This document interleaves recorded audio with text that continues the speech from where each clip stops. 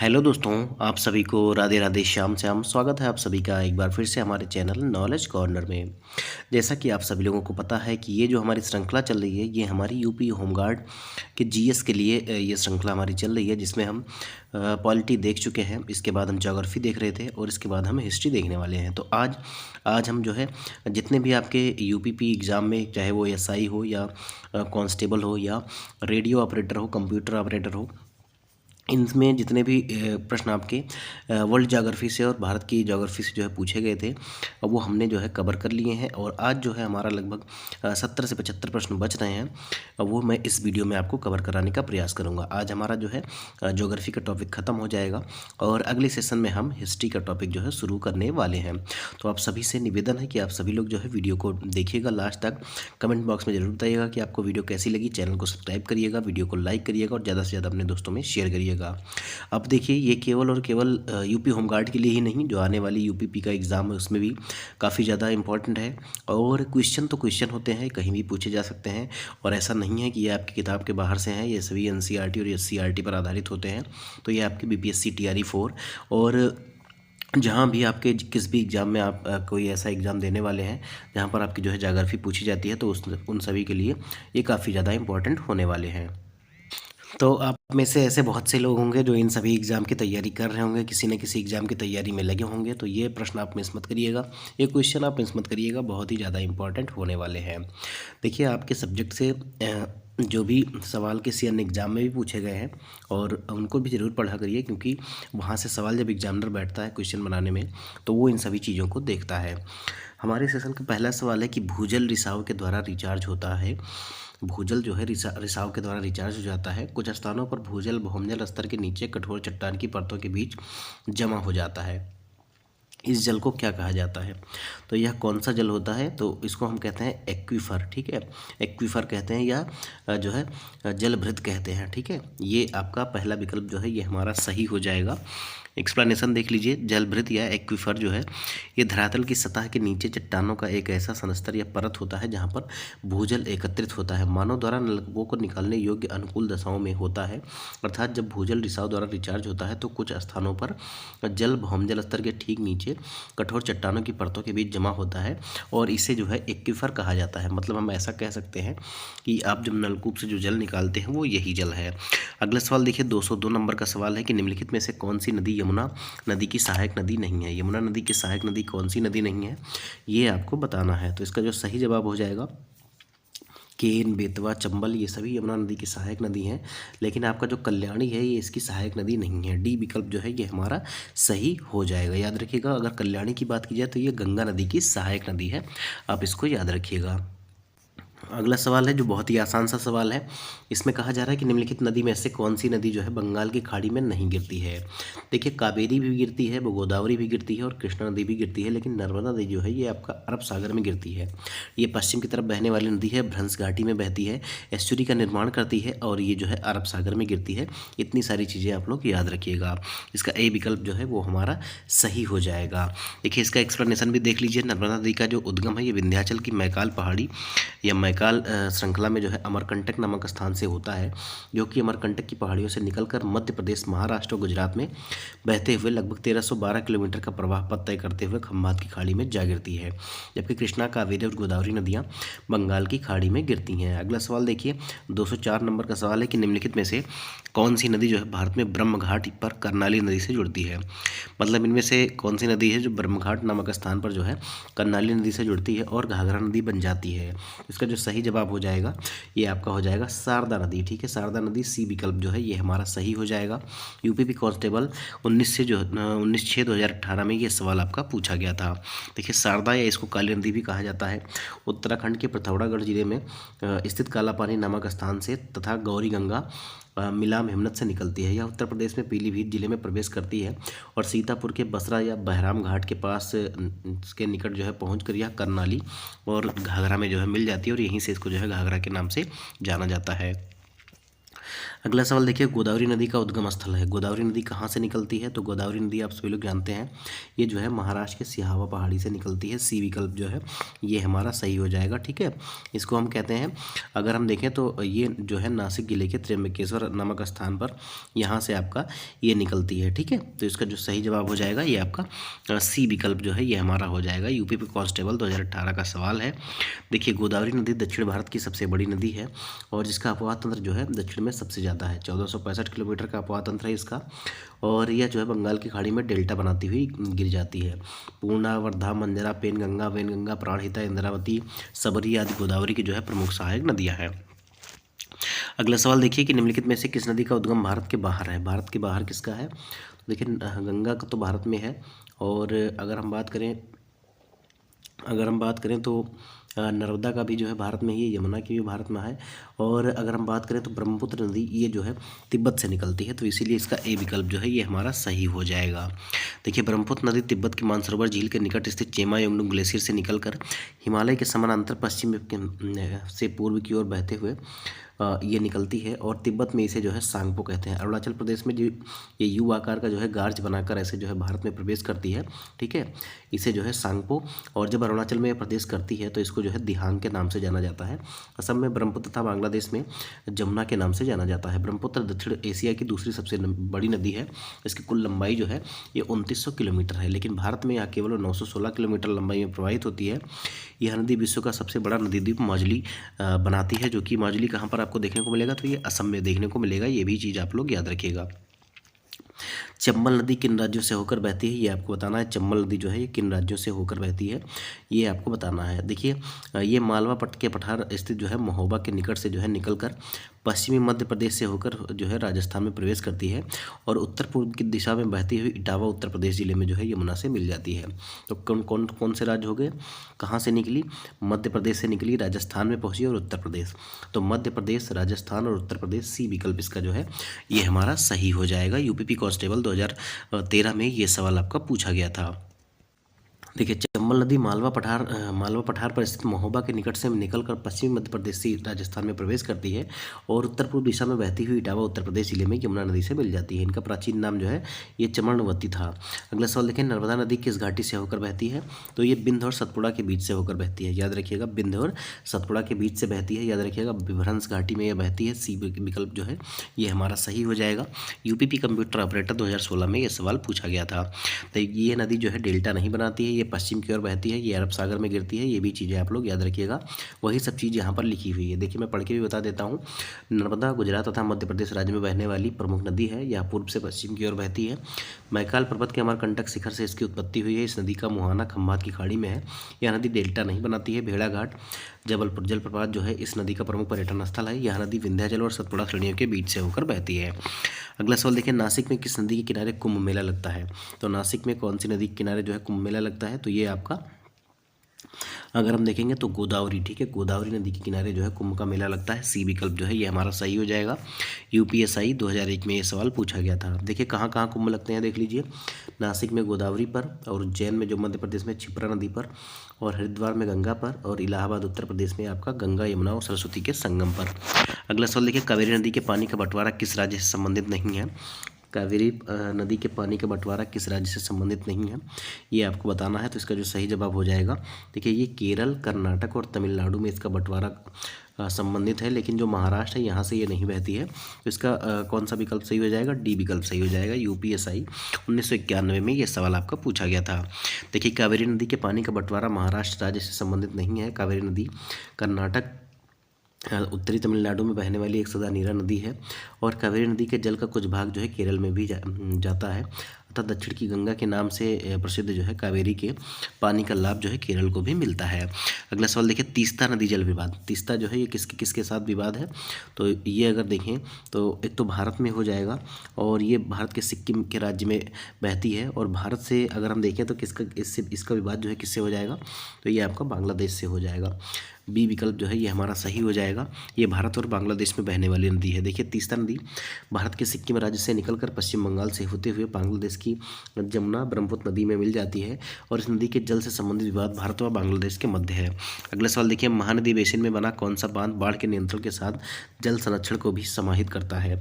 तो महानदी पर कौन सा बांध है ये आपको बताना है। तो महानदी पर देखिए हीराकुंड बांध जो है ये उड़ीसा में महानदी पर बनाया गया है और ये जो है बाढ़ नियंत्रण के साथ साथ जो है जल संरक्षण को भी समाहित करता है। तो ए विकल्प जो है ये हमारा सही हो जाएगा। यूपीएससी 2021 में ये सवाल आपका पूछा गया था। देखिए थोड़ा सा व्याख्या भी पढ़ लीजिए इसके बारे में और देख लीजिए। महानदी बेसिन में बना हीराकुंड बांध बाढ़ नियंत्रण के साथ जल संरक्षण को समाहित करता है। महानदी उड़ीसा और छत्तीसगढ़ की एक प्रमुख नदी है। हीराकुंड बांध भारत की सबसे बड़ी कृत्रिम झील है और इसकी कुल जल ग्रहण करने की क्षमता जो है ये 32,201 वर्ग मील है और 347.5 मेगावाट बिजली उत्पादन करने की क्षमता है। टिहरी बांध उत्तराखंड के गढ़वाल क्षेत्र में भागीरथी और भिलांगना नदी के तट पर जो है संगम पर बनने वाले एशिया का सबसे बड़ा तथा भारत का सबसे ऊंचा बांध है। नागार्जुन सागर बांध जो है हैदराबाद से 150 किलोमीटर दूर कृष्णा नदी पर स्थित है। भाखड़ा नांगल परियोजना हिमाचल प्रदेश के बिलासपुर जिले में स्थित जो है शिवालिक पहाड़ियों के नीचे सतलज नदी पर बनाई गई है। अगला सवाल देखिए, भारत और अफगानिस्तान के द्वारा बनाए गए मैत्री बांध का क्या नाम है? भारत और अफगानिस्तान के द्वारा बनाए गए मैत्री बांध का क्या नाम है? 213 नंबर का सवाल है। तो इसको जो है सलमा बांध के नाम से ये जाना जाता है। सी विकल्प जो है ये हमारा सही हो जाएगा। यूपीएससी में ये सवाल 2017 में पूछा गया था। देखिए सलमा बांध को भारत अफगान मैत्री बांध भी कहा जाता है और इस बांध का निर्माण भारत के सहयोग से पश्चिमी हेरात में चिश्ते शरीफ जिले में हेरात नदी पर बनाया गया है जो ईरान सीमा के नज़दीक है। जून 2016 में भारत के प्रधानमंत्री नरेंद्र मोदी तथा अफगानिस्तान के राष्ट्रपति अशरफ गनी ने इसका उद्घाटन किया था। इस परियोजना में से अफगानिस्तान के हेरात प्रांत की लगभग 75,000 हेक्टेयर भूमि सिंचित होगी तथा 4242 मेगावाट की बिजली जो है उत्पन्न होगी। अब देखिए जोग या गरसोप्पा जलप्रपात कौन सी नदी पर है और कौन से राज्य में है ये आपको बताना है। तो अगर हम बात करें तो ये है शरावती नदी पर और कौन से राज्य में? कर्नाटक राज्य में है। तो बी विकल्प इसका जो है ये हमारा सही हो जाएगा। यूपीएससी 2017 और यूपीएससी 1991 में ये सवाल आपका पूछा गया था। देखिए जोग जलप्रपात भारत के कर्नाटक राज्य में शरावती नदी पर है। इसकी ऊंचाई जो है 250 मीटर है। इसका अन्य नाम जो है ये गरसोप्पा जलप्रपात भी है। अगला सवाल देखिए, चित्रकूट जलप्रपात भारत के किस राज्य में है ये आपको बताना है। तो चित्रकूट कहाँ पर है? उत्तर प्रदेश में है, लेकिन ये पाया कहाँ पर जाता है? तो ये आपका छत्तीसगढ़ में देखने को मिलेगा। ठीक है, चित्रकूट जो है ये आपका छत्तीसगढ़ में देखने को मिलेगा जलप्रपात। वैसे चित्रकूट लिखते हैं जो उत्तर प्रदेश में है और इसको जो है चित्रकोट लिखते हैं, ये फ़र्क है इसमें। तो सी विकल्प जो है ये हमारा सही हो जाएगा। यूपीपी कांस्टेबल 2019 के एग्जाम में ये सवाल आपका पूछा गया था। देखिए चित्रकोट जलप्रपात छत्तीसगढ़ राज्य के बस्तर जिले में इंद्रावती नदी पर बनाया गया है और यह जलप्रपात घोड़े की नाल के समान है। इसकी तुलना विश्व प्रसिद्ध नियाग्रा जलप्रपात अमेरिका से भी की जाती है। अगला सवाल देखिए, नागार्जुन सागर परियोजना कौन सी नदी पर है? तो ये कृष्णा नदी पर है। कृष्ण के साथ हमेशा अर्जुन रहते थे या अर्जुन के साथ हमेशा कृष्ण रहते थे, ऐसा करके आप लोग याद रख सकते हैं। इसको आप याद रखिएगा। ये भारत के आंध्र प्रदेश राज्य में है, इसको भी याद रखिएगा। तो कौन से जो है नदी पर है? कृष्णा नदी पर। कहाँ पर है? आंध्र प्रदेश में है। थोड़ा सा इसका एक्सप्लेनेशन पढ़ लीजिए। यूपीपी कांस्टेबल 2009 में ये सवाल पूछा गया था। नागार्जुन सागर बांध परियोजना भारत के आंध्र प्रदेश राज्य में स्थित एक प्रमुख नदी घाटी परियोजना है और इस बांध को बनाने की परिकल्पना 1903 में ब्रिटिश राज के समय की गई थी। 10 दिसंबर 1955 ईस्वी में तत्कालीन प्रधानमंत्री पंडित जवाहरलाल नेहरू ने इस बांध की नींव रखी। यह हैदराबाद से 150 किलोमीटर दूर कृष्णा नदी पर स्थित है। इसका निर्माण कार्य 1966 में पूरा कर लिया गया था। अगला सवाल देखिए, भाखड़ा नांगल बांध जो है किस नदी के ऊपर बना हुआ है? तो ये हमारा सतलज नदी पर है। डी विकल्प जो है ये हमारा सही हो जाएगा। कौन सा विकल्प सही हो जाएगा? डी विकल्प जो है ये हमारा सही हो जाएगा। ये पंजाब में है और सतलज नदी पर बनाया गया है। ठीक है, याद रखिएगा। देखिए थोड़ा सा एक्सप्लेनेशन देखेंगे। यूपीएससी 2011 में ये सवाल पूछा गया था प्री में। भाखड़ा नांगल परियोजना पंजाब में जो है सतलज नदी पर बनी है और भारत की सबसे बड़ी बहुउद्देशीय नदी घाटी परियोजना है। यह राजस्थान, पंजाब, हरियाणा की संयुक्त परियोजना है और यह बांध भूकंपीय क्षेत्र में स्थित विश्व का सबसे ऊंचा गुरुत्वीय बांध है। अगला सवाल देखिए, टिहरी बांध। तो अभी आपको मैंने बताया कि टिहरी जो है ये भागीरथी और भिलांगना नदियों के संगम पर है। तो ये आपका भागीरथी हो जाएगा। ए विकल्प जो है ये हमारा सही हो जाएगा। अगला सवाल देखिए, मंगदेछू जल विद्युत परियोजना का निर्माण कहाँ किया गया है? मंगदेछू जल विद्युत परियोजना का निर्माण जो है कहाँ किया गया है? यूपीएससी 2021 का सवाल है और इसका जो सही जवाब हो जाएगा ये भारत और भूटान के सहयोग से किया गया है, भूटान में। तो सी विकल्प जो है ये हमारा सही हो जाएगा। देखिए जब भारत एवं भूटान ने हाल ही में 720 मेगावाट क्षमता वाली मंगदेछू जल विद्युत परियोजना हेतु एक समझौते पर हस्ताक्षर किया। यह भारत एवं भूटान के मध्य पहली संयुक्त उद्यम परियोजना है। इस परियोजना के संयुक्त उद्यम साझेदारों में भारत का सतलज जल विद्युत निगम और भूटान का डुग ग्रीन पावर कारपोरेशन जो है शामिल है। अगला सवाल देखिए, निम्नलिखित में से कौन सा खनिज भूपर्पटी के 4% का निर्माण करता है? सामान्यतः अग्नेय और केंद्रित शैलों में पाया जाता है। इसका उपयोग विद्युत उपकरणों में भी किया जाता है। तो किसका उपयोग विद्युत उपकरणों में किया जाता है? तो सबसे पहले आप ये जान लीजिए कि जो माइका होता है इसका उपयोग जो है विद्युत उपकरणों में किया जाता है। और पृथ्वी के जो भूपर्पटी है इसमें 4% का निर्माण करता है। तो बी विकल्प जो है ये हमारा सही हो जाएगा। यूपीएससी 2021 का सवाल है। देखिए, माइका खनिज भूपर्पटी के 4% भाग का निर्माण करता है और यह सामान्यतः आग्नेय और केंद्रित शैलों में पाया जाता है और इसका उपयोग जो है विद्युत उपकरणों में भारी मात्रा में किया जाता है। अगला सवाल देखिए, मोनोजाइट रेत से निकाला जाता है थोरियम, और ये जो है कौन से क्रम की चट्टानों में आपको देखने को मिलता है कि उनको कौन कौन से क्रम की चट्टानों के विघटन से ये निर्मित होता है? तो इसका जो सही जवाब हो जाएगा ये आपका प्री कैम्ब्रियन जो चट्टानें होती हैं इनके विघटन से ये निर्मित है थोरियम। तो डी विकल्प सही हो जाएगा। यूपीएससी 2017 में ये सवाल पूछा गया था। देखिए, मोनोजाइट रेत से निकला थोरियम प्री कैम्ब्रियन चट्टानों के विघटन से निर्मित है। भारत की खनिज संपत्ति का अधिकांश भाग पूर्व कैम्ब्रियन युग की शिलाओं में पाया जाता है। मोनोजाइट दुर्लभ मृदा तत्व रेत, मिट्टी व अन्य पत्थरों में बिखरे हुए होते हैं। मोनोजाइट का उत्पादन केरल में होता है, याद रखिएगा। अगला सवाल देखिए, भारत में निम्नलिखित में से कौन सा राज्य सिलिमेनाइट, ठीक है, सिलिमेनाइट का सबसे बड़ा उत्पादक है, ये आपको बताना है। सिलिमेनाइट का सबसे बड़ा उत्पादक कौन सा राज्य है? तो इसका जो सही जवाब हो जाएगा ये आपका केरल हो जाएगा। सी विकल्प जो है ये हमारा सही हो जाएगा। यूपीएससी जो है 2017 में ये सवाल आपका पूछा गया था। देखिए, भारत में सिलिमेनाइट का सबसे बड़ा उत्पादक राज्य केरल है, जबकि ओडिशा और झारखंड कोयले का तथा पश्चिम बंगाल जूट का शीर्ष उत्पादक राज्य है। देखिए, बैलाडीला छत्तीसगढ़ में एक जगह के समृद्ध भंडार के लिए जाना जाता है। तो कौन से समृद्ध भंडार जो है ये आपको बैलाडीला में देखने को मिलेंगे? तो यहाँ पर हेमेटाइट जो एक लोह है इसके, उसके भंडार आपको बैलाडीला में देखने को मिलते हैं। बैल के कुबड़ के आकार का है, इसीलिए इसको बैलाडीला भी कहा जाता है। सी विकल्प जो है ये हमारा सही हो जाएगा। यूपीएससी बैच में 2017 में ये सवाल आपका पूछा गया था। देखिए, लौह है इसके वे चट्टानें और खनिज हैं जिनसे जो है धात्विक लौह का निष्कर्षण किया जा सकता है। इन अयस्कों में आयरन ऑक्साइड की बहुत अधिक मात्रा होती है। लौह को मैग्नेटाइट, हेमेटाइट, सिडराइट के रूप में पाया जाता है। बैलाडीला की पहाड़ियां जहां प्रचुर मात्रा में उच्चतम कोटि के हेमेटाइट लौह के भंडार है, जो छत्तीसगढ़ के दंतेवाड़ा जिले में स्थित है। मैग्नेटाइट उच्चतम गुणवत्ता वाला लौह अयस्क बैलाडीला खदान भारत की पहली मशीनीकृत लौह अयस्क खदान है। देखिए, भारत का सबसे बड़ा बॉक्साइट उत्पादक राज्य कौन सा है? तो बॉक्साइट कहाँ पर सबसे ज़्यादा उत्पादित होता है? तो ये उड़ीसा में होता है। ए विकल्प जो है ये हमारा सही हो जाएगा। बीपीएससी टीआरई 3 में भी ये सवाल आपका पूछा गया था। यूपी कांस्टेबल 18/6/2018 में ये सवाल पूछा गया था। देखिए, उड़ीसा भारत का सबसे बड़ा बॉक्साइट उत्पादक राज्य है। एल्यूमिनियम की प्राप्ति का स्रोत होने के कारण बॉक्साइट की गणना महत्वपूर्ण खनिजों में की जाती है। इसकी प्राप्ति लौह भस्मों के रूप में होती है, जिनमें प्रमुख बॉक्साइट, फेल्सपार और क्रायोलाइट हैं। भारत में मिलने वाले सभी भस्म लैटराइट प्रकार के हैं, जिनमें लाल एवं पीला लौहांश अधिक मात्रा में मिला रहता है। अगला सवाल देखिए, 225 नंबर का सवाल है कि निम्नलिखित में से किस प्रकार का कोयला उच्चतम गुणवत्ता वाला होता है? तो सबसे उच्चतम गुणवत्ता वाला कोयला जो होता है ये आपका जो है एंथ्रेसाइट होता है। ठीक है, एंथ्रेसाइट होता है। लेकिन देखिए, डी विकल्प जो है हमारा सही हो जाएगा। सबसे लो क्वालिटी का जो होता है ये आपका पीट कोयला होता है। इसके बाद आपका लिग्नाइट, फिर बिटुमिनस और फिर आपका एंथ्रेसाइट होता है। तो डी विकल्प जो है ये हमारा सही हो जाएगा। यूपी कांस्टेबल 18/6/2018 में सवाल पूछा गया था। देखिए, कोयला एक कार्बनिक पदार्थ है जिसको ईंधन के रूप में प्रयोग में लाया जाता है। अब यहाँ पर आप देख लीजिए, पीट कोयले में जो है कार्बन की मात्रा 50 से 60%। इसे जलाने पर अधिक राख होती है, धुआं निकलता है, सबसे निम्न कोटि का कोयला है।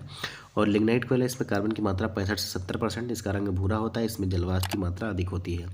बिटुमिनस में अगर देखें तो 70 से 85% की कार्बन की क्षमता होती है इसमें। ठीक है, और ये मुलायम कोयला होता है। एंथ्रेसाइट देखिए, इसमें 85% से भी अधिक कार्बन रहता है और यह कोयले की जो है सबसे उत्तम कोटि है।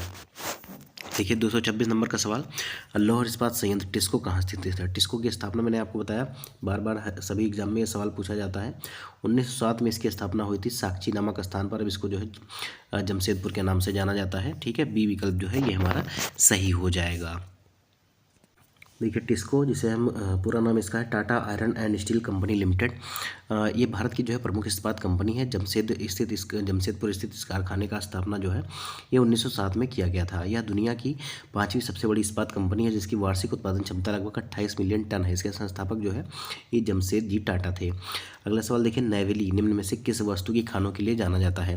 तो नैवेली में कौन सा आपका खनिज मिलता है ये आपको बताना है। तो इसका जो सही जवाब हो जाएगा आपका लिग्नाइट हो जाएगा। जाएगा। ठीक है, लिग्नाइट, सी विकल्प जो है ये हमारा सही हो जाएगा। ठीक है, देखिए नेवली जो है लिग्नाइट कारपोरेशन लिमिटेड है और भारत सरकार की लिग्नाइट खनन और पावर उत्पादन की कंपनी है।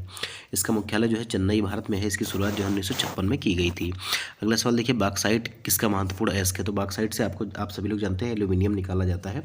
एल्यूमिनियम का उत्पादन बॉक्साइट से होता है, तो इसका ये विकल्प जो है ये हमारा सही हो जाएगा। अगला सवाल देखिए, मध्य प्रदेश में हीरा तो कर्नाटक में क्या पाया जाता है? मध्य प्रदेश में हीरा मिलता है तो कर्नाटक में क्या मिलता है? सोना मिलता है। कोलार गोल्डफील्ड आपने देखा होगा, KGF का नाम सुना होगा, मूवी भी देखी होगी। सोना मिलता है, ए विकल्प जो है ये हमारा सही हो जाएगा। UPSI 1991 में ये सवाल आपका जो है पूछा गया था। देखिए, कैलाश पर्वत कहाँ स्थित है? कैलाश पर्वत कहाँ पर है ये आपको बताना है। तो ये जो है चीन में है। कैलाश पर्वत जो है चीन में है, डी विकल्प जो है ये हमारा सही हो जाएगा। देखिए, कैलाश पर्वत तिब्बत चीन में स्थित एक पर्वत श्रेणी है। इसके पश्चिम तथा दक्षिण में मानसरोवर तथा राक्षस ताल है, या राकस ताल भी कहते हैं इसको। यहाँ से ब्रह्मपुत्र, सिंधु, सतलज इत्यादि नदियाँ निकलती हैं। हिंदू सनातन धर्म में इसे पवित्र माना गया है। कैलाश पर्वत की ऊंचाई 6638 मीटर है। पौराणिक कथाओं के अनुसार भगवान ऋषभ देव ने यही निर्माण प्राप्त किया था। जैन धर्म में इस स्थान का बहुत महत्व है। इसी पर्वत पर श्री भरत स्वामी के रत्नों के 72 जिनालय जो जैन मंदिर है बनवाए गए थे। अगला सवाल देखिए, सादिया और धुबरी के बीच अंतर्राष्ट्रीय अंतर्देशीय जलमार्ग किस नदी पर है?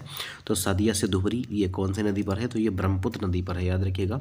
सादिया से धुबरी, तो सी विकल्प जो है ये हमारा सही हो जाएगा। UPSI 2021 में ये सवाल पूछा गया था।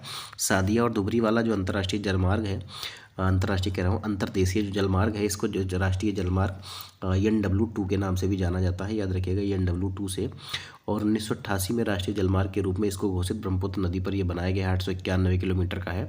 ये सादिया धुबरी खंड असम राज्य में स्थित है। राष्ट्रीय जलमार्ग 1 जो है ये प्रयागराज से लेकर हल्दिया तक जाता है, जिसकी लंबाई जो है ये 1620 किलोमीटर है और यह भारत का सबसे लंबा जलमार्ग है। अगला सवाल देखिए, अगले सवाल में क्या कहा जा रहा है कि किस ग्रह का वातावरण जो है सल्फ्यूरिक अम्ल के घने सफ़ेद और पीले बादलों से निर्मित है? तो कौन से ग्रह का एटमॉस्फेयर ऐसा है? तो ये जो वीनस है हमारा, शुक्र। ठीक है, इसका जो एटमॉस्फेयर है ये सल्फ्यूरिक अम्ल के घने सफ़ेद और पीले बादलों से निर्मित है। तो सी विकल्प जो है ये हमारा सही हो जाएगा। UPSI 2021 में ये सवाल पूछा गया था। देखिए, शुक्र ग्रह सूर्य से दूरी के क्रम में दूसरा ग्रह है। संरचनात्मक रूप से पृथ्वी से समांतर रखने के कारण इसे पृथ्वी का जुड़वा ग्रह, जुड़वा बहन, भोर का तारा, सांझ का तारा भी कहा जाता है। शुक्र ग्रह पर वातावरण काफ़ी सघन और विषाक्त है, जिनमें मुख्य रूप से कार्बन डाइऑक्साइड गैस और सल्फ्यूरिक एसिड के बादल विद्यमान है। शुक्र पूर्व से पश्चिम की ओर घूमता है और इसका पास अपना कोई उपग्रह नहीं है। अगला सवाल देखिए, किस शहर को भारत की मैनचेस्टर के रूप में जाना जाता है? बहुत ही आसान सा सवाल है, तो ये अहमदाबाद हो जाएगा। भारत का मैनचेस्टर अहमदाबाद, उत्तर प्रदेश का मैनचेस्टर कानपुर और दक्षिण भारत का मैनचेस्टर जो है कोयम्बटूर को कहा जाता है। तो ये आप सभी चीज़ें आप लोग सभी ये इसको याद रखिएगा। अगला सवाल देखिए, किन निम्न राज्यों में से किस राज्य का भारत में जूट उत्पादन का प्रतिशत जो है सबसे अधिक है? तो सबसे ज़्यादा जूट जो होता है ये पश्चिम बंगाल में उत्पादित होता है। तो डी विकल्प इसका जो है ये हमारा सही हो जाएगा। देखिए, पश्चिम बंगाल राज्य का भारत में जूट उत्पादन सबसे ज़्यादा प्रतिशत अधिक है इसका। इसे सुनहरा रेशा या गोल्डन फाइबर के नाम से भी जाना जाता है। भारत विश्व का 35% जूट के सामानों का निर्माण करता है और दूसरा प्रमुख निर्यातक राष्ट्र है।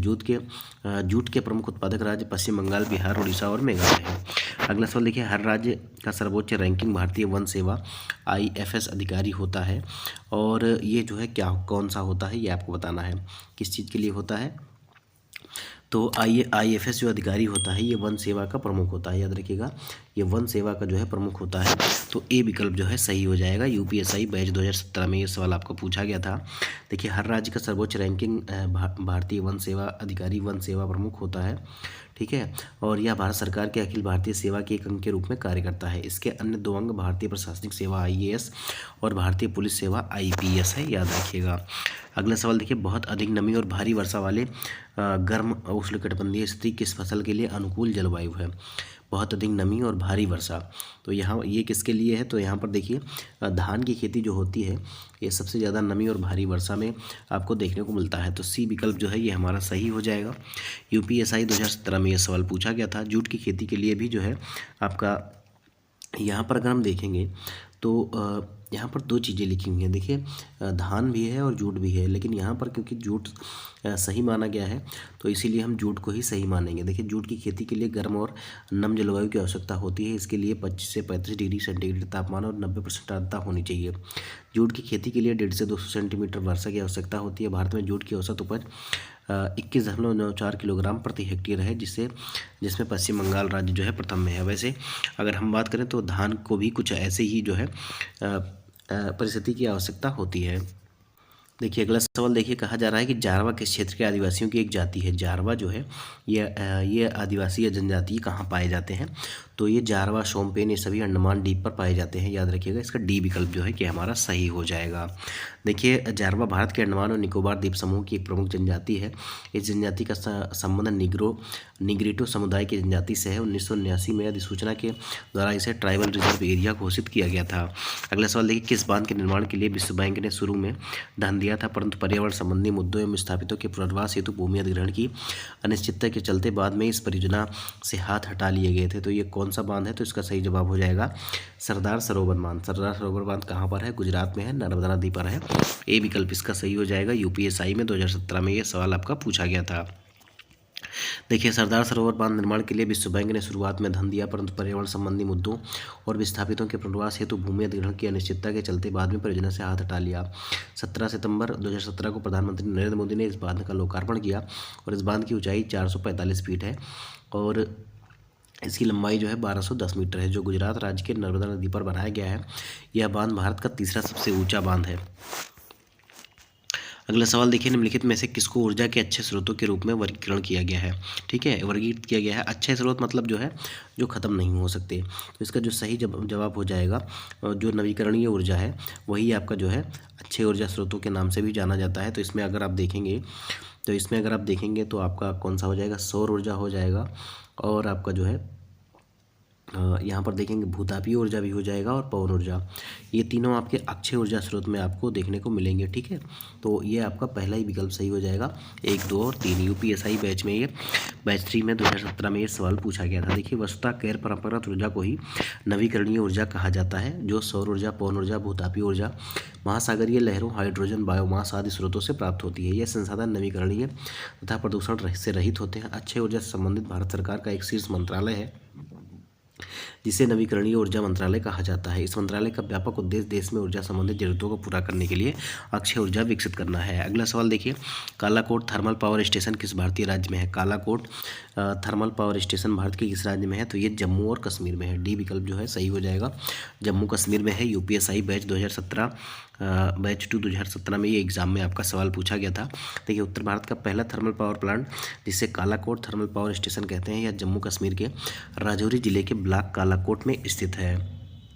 अगला सवाल देखिए, भारत में हाल ही में किस ज्वालामुखी में विस्फोट हुआ था। 2017 का ये सवाल है। तो कौन से ज्वालामुखी में विस्फोट हुआ था, तो ये आपका हो जाएगा बैरन द्वीप पर जो ज्वालामुखी है वहीं पर विस्फोट हो सकता है। डी विकल्प जो है ये हमारा सही हो जाएगा। हाल ही में बैरन द्वीप में ज्वालामुखी विस्फोट हुआ था। यह ज्वालामुखी भारत का एकमात्र सक्रिय ज्वालामुखी है और यह अंडमान निकोबार द्वीप समूह की राजधानी पोर्ट ब्लेयर से लगभग 138 किलोमीटर उत्तर पूर्व में बंगाल की खाड़ी में स्थित है। अंडमान निकोबार की सबसे ऊंची चोटी सैंडल पीक है, जो 732 मीटर है, तथा नारकोंडा एक सुसुप्त जो है ज्वालामुखी है। अगला सवाल देखिए, निम्नलिखित में से कौन सा कुल ऊर्जा के उपभोग में न्यूनतम योगदान देता है।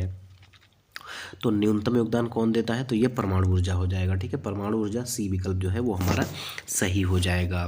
देखिए ऊर्जा क्षेत्र में परमाणु ऊर्जा का योगदान जो है 3.15% है। परमाणु ऊर्जा से तात्पर्य प्रोटॉन और न्यूट्रॉन से बनी ऊर्जा का एक रूप है, जो परमाणु ऊर्जा को दो नाभिकीय विखंडन और नाभिकीय संलयन है।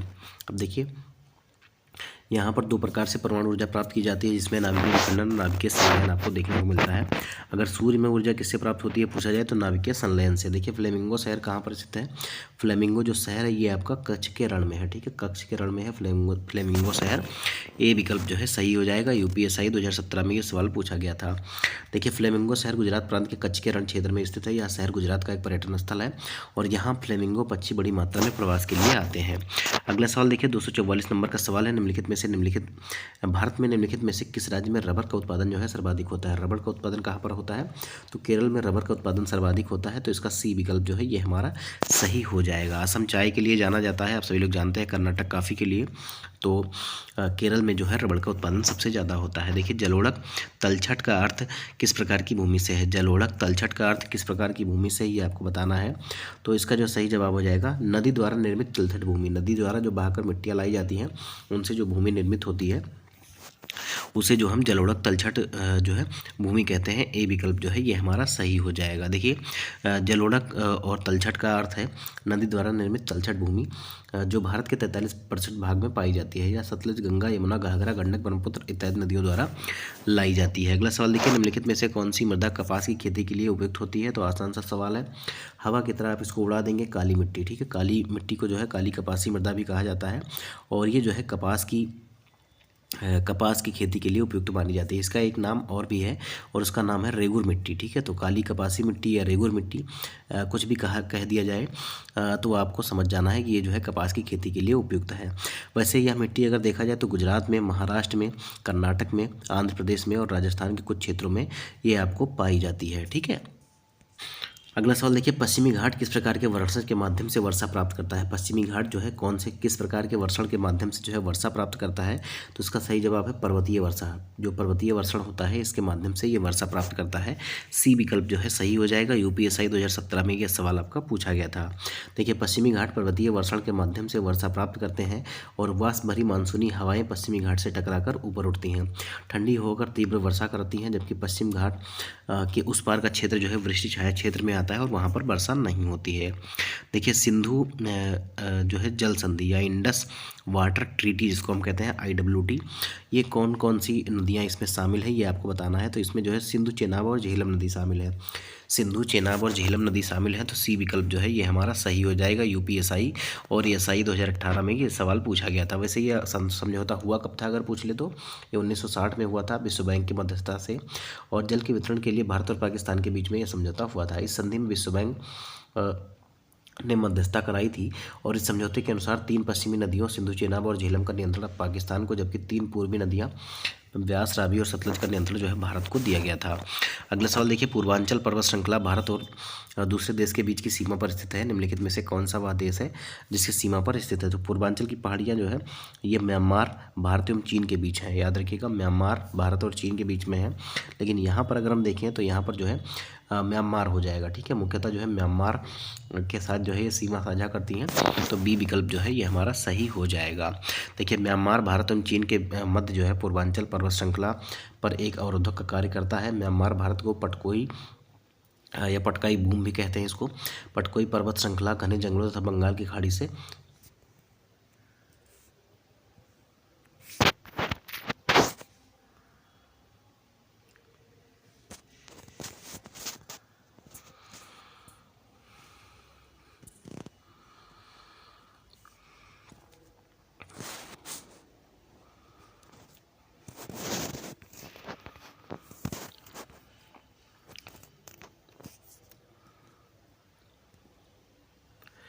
देखिए, म्यांमार भारत एवं चीन के मध्य पूर्वांचल पर्वत श्रृंखला पर एक अवरोधक का कार्य करता है। म्यांमार भारत को पटकाई पर्वत श्रृंखला, घने जंगलों तथा बंगाल की खाड़ी ने जो है अलग कर रखा है। अगला सवाल देखिए, उत्तराखंड किस वर्ष अस्तित्व में आया था? तो ये 2000 में आया था, याद रखिएगा। पहले इसको उत्तरांचल कहते थे, फिर इसको बाद में उत्तराखंड कहा जाने लगा। ए विकल्प जो है ये हमारा सही हो जाएगा। यूपीपी कांस्टेबल 2019 में ये सवाल पूछा गया था। देखिए, उत्तराखंड 9 नवंबर 2000 को उत्तर प्रदेश के उत्तर में ही स्थित हिमालयी जिलों को काट कर बनाया गया था। भारत का 27वां राज्य था। इसकी राजधानी जो है देहरादून है। वैसे 15 नवंबर 2000 को एक और राज्य जो है अस्तित्व में आया था और जो उत्तर प्रदेश के बगल में ही है, तो उसका नाम क्या है? उसका नाम है झारखंड। देखिए, अंडमान और निकोबार द्वीप समूह पर स्थित इंदिरा पॉइंट निम्नलिखित देशों में से किसके निकटतम है? तो किसके निकटतम है ये आपको बताना पड़ेगा। तो इनमें से कौन से देश के निकटतम है? तो ये आपका, अगर हम देखें इंदिरा पॉइंट के सबसे नज़दीक कौन सा देश है, तो ये आपका मलेशिया हो जाएगा। बी विकल्प जो है ये हमारा सही हो जाएगा। अगला सवाल देखिए, भारत में निम्नलिखित में से कौन सा शहर कर्क रेखा के सबसे दूर स्थित है? कौन सा शहर जो है कर्क रेखा से सबसे दूर स्थित है ये आपको बताना है। तो वैसे कर्क रेखा जो है भारत के 8 राज्यों से होकर गुजरती है, मैंने आपको कल भी बताया था, जिनमें अगर हम देखें तो गुजरात, राजस्थान, मध्य प्रदेश, छत्तीसगढ़, झारखंड, पश्चिम बंगाल, त्रिपुरा और मिजोरम है। वैसे अगर हम यहाँ पर देखें तो झारखंड की राजधानी रांची भी यहीं पर स्थित है, और सबसे दूर कह रहा है तो सबसे दूर जो है आपका ये भुवनेश्वर हो जाएगा। ठीक है, भुवनेश्वर हो जाएगा। डी विकल्प जो है ये हमारा सही हो जाएगा। देखिए, देखिए उपयुक्त विकल्पों के अनुसार भुवनेश्वर जो कि उड़ीसा की राजधानी है, कर्क रेखा से सबसे दूर स्थित है और कर्क रेखा जो है भारत के 8 राज्यों से होकर गुजरती है, ये मैंने आपको पहले ही बता दिया। अगला सवाल देखिए, भारत की सबसे बड़ी तटीय छिछली झील जो है लैगून और दुनिया में दूसरी सबसे बड़ी छिछली लैगून कौन सी है? भारत की सबसे बड़ी तटीय छिछली झील जो लैगून जिसको बोलते हैं, भारत की पहली और दुनिया में दूसरी सबसे बड़ी है, तो ये कौन सी हो जाएगी? 253 नंबर का जो सवाल है ये आपका हो जाएगा चिल्का झील। मैंने आपको बताया था कल, चील उड़ मतलब चिल्का और उड़ का मतलब उड़ीसा, तो चिल्का झील कहाँ पर है? उड़ीसा में है। यूपीएसआई 2017 में ये सवाल आपका पूछा गया था। देखिए उड़ीसा में महानदी के डेल्टा के दक्षिण में स्थित चिल्का झील जो है भारत की सबसे बड़ी विश्व की दूसरी सबसे बड़ी तटीय छिछली लैगून झील है। यह झील पारिस्थितिकी तंत्र एवं जैव विविधताओं के लिए जानी जाती है। ध्यातव्य है कि वर्ष 2018 में संयुक्त राष्ट्र विश्व पर्यटन संगठन ने उड़ीसा को चिल्का झील को उसकी प्राकृतिक सुंदरता एवं जैव विविधता के लिए दर्शनीय पर्यटन स्थल घोषित किया है। अगला सवाल देखिए, सामान्य मिट्टी में कार्बन नाइट्रोजन अनुपात कितना होता है? सामान्य मिट्टी में कार्बन और नाइट्रोजन का अनुपात जो है 10:1 का होता है। ए विकल्प जो है ये हमारा सही हो जाएगा। देखिए सामान्य मिट्टी का कार्बन नाइट्रोजन अनुपात लगभग 10:1 होता है। व्यवहारिक कृषि प्रयोजनों के लिए खाद में कार्बन और नाइट्रोजन का अनुपात 20:30:1 होता है, याद रखिएगा। अगला सवाल देखिए, काली मिट्टी को क्या कहते हैं? तो काली मिट्टी को काली कपासी मृदा और रेगुर मिट्टी भी कहते हैं, तो ए विकल्प जो है ये हमारा सही हो जाएगा। यूपीपी कांस्टेबल 2018 में ये सवाल आपका पूछा गया था।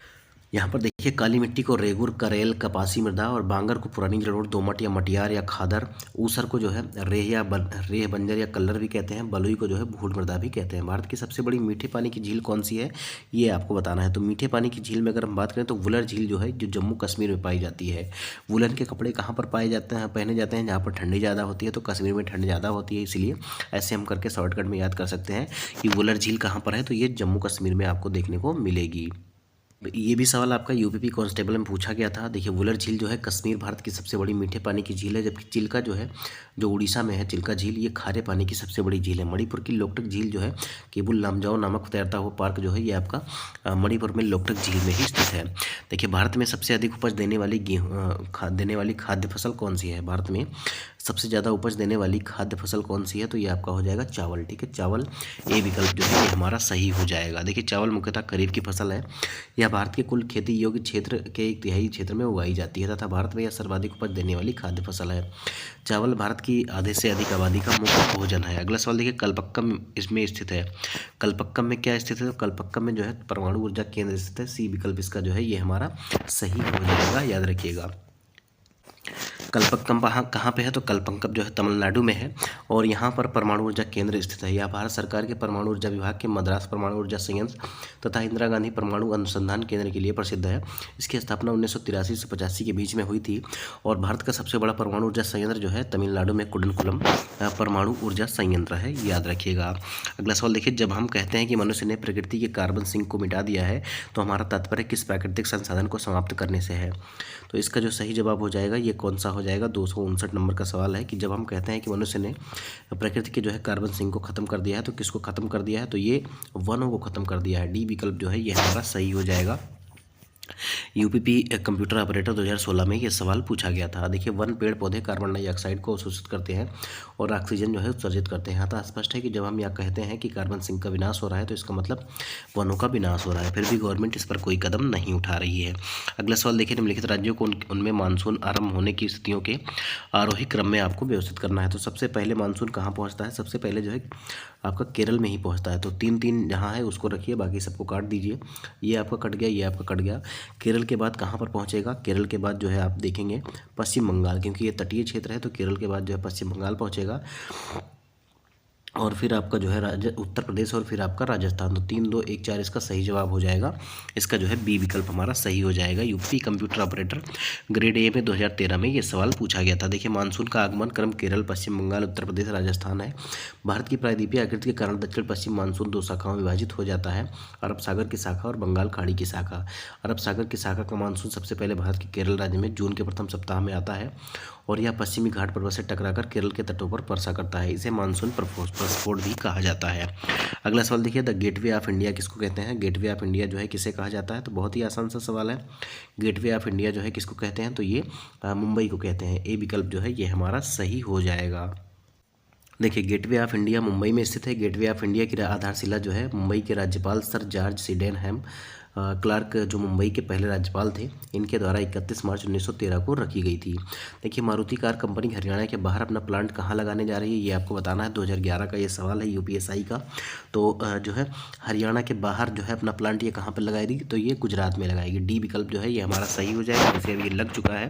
देखिए प्रश्नकाल के अनुसार मारुति के बोर्ड मेंबर ने निश्चित किया है कि जो है मारुति कंपनी हरियाणा के बाहर अपना प्लांट जो है मेहसाना गुजरात में लगाएगी।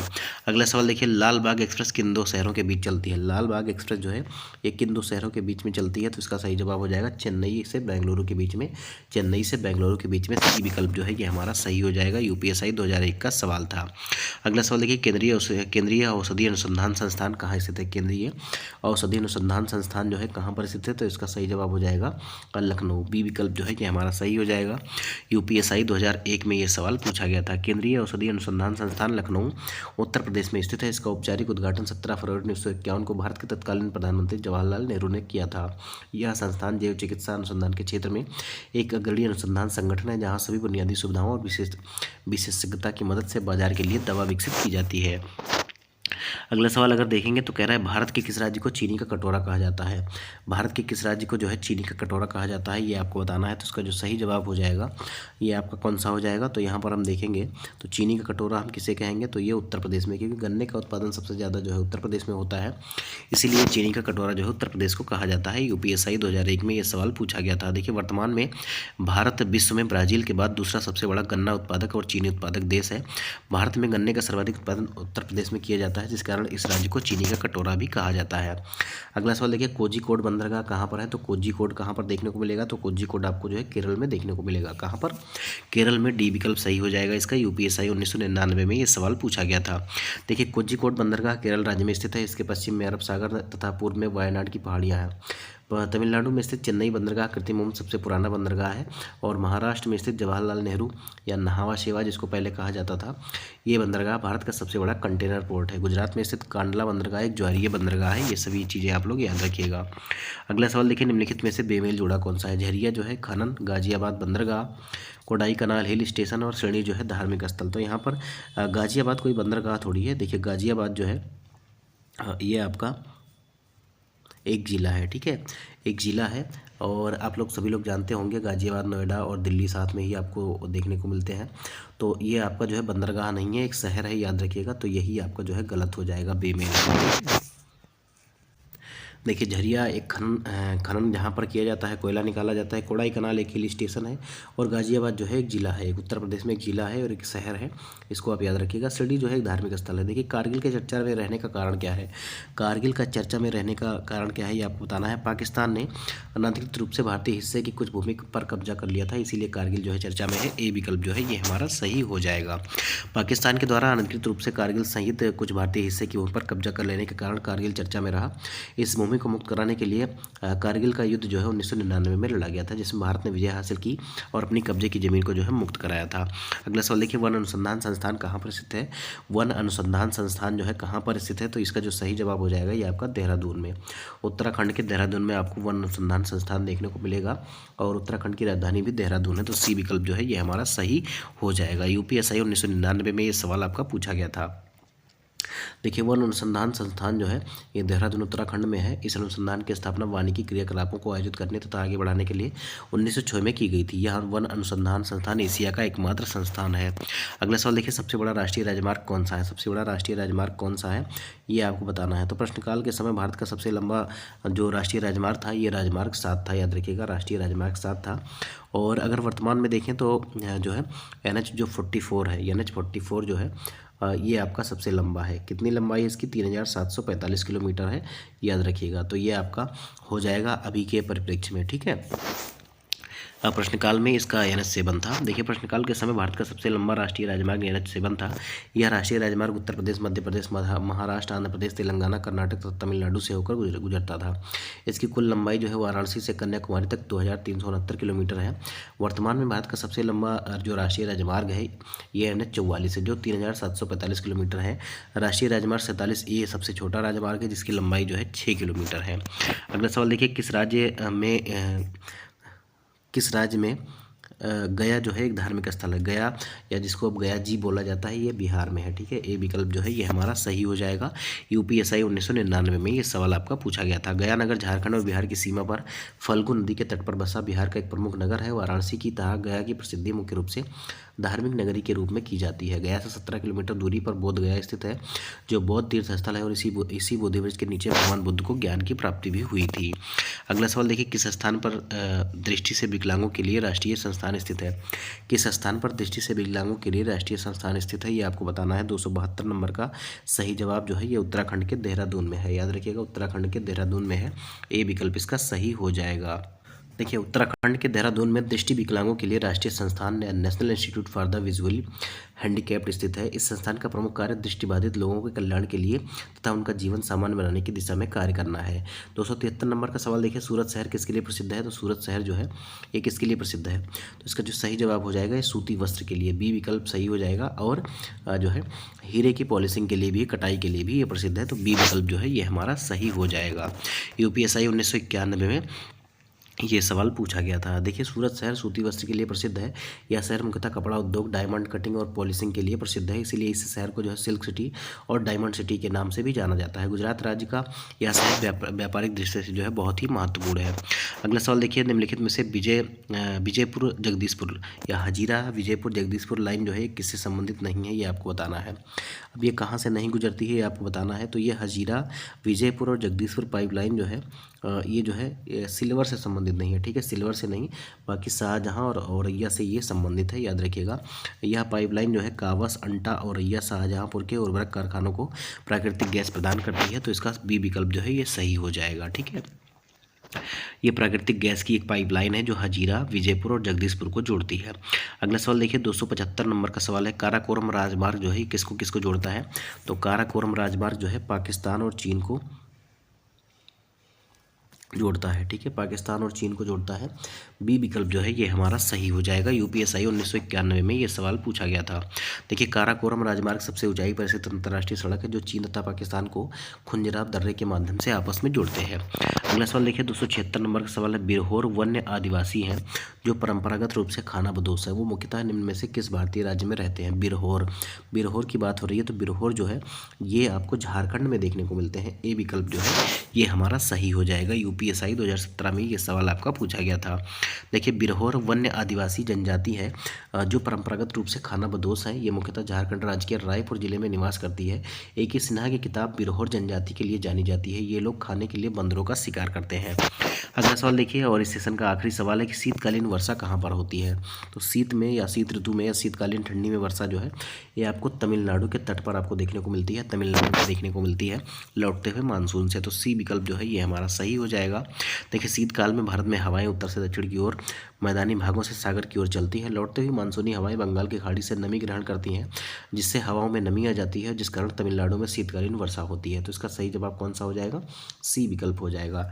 तो आज के इस सेशन के माध्यम से हमने जो है ज्योग्राफी को ख़त्म कर लिया है। मैंने पहले ही आपको बताया था कि ये जो है उत्तर प्रदेश पुलिस और यूपी होमगार्ड के लिए काफ़ी ज़्यादा इंपॉर्टेंट क्लास रहने वाली है। तो आप सभी से निवेदन है, इसको देखिएगा, शेयर भी करिएगा, कमेंट बॉक्स में अपनी राय दीजिएगा, आपको क्लास कैसी लगी ये भी बताइएगा। मिलते हैं अगले वीडियो में, तब तक के लिए जय हिंद, जय भारत, नमस्कार।